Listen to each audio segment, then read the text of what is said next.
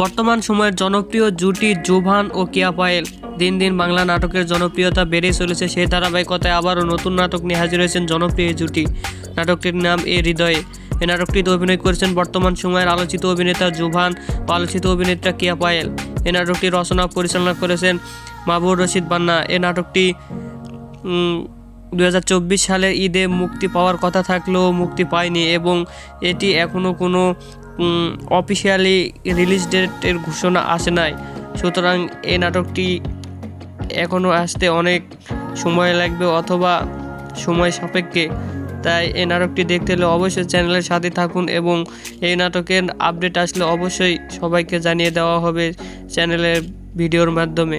সুতরাং চ্যানেলটিকে সাবস্ক্রাইব করে সাথেই থাকুন।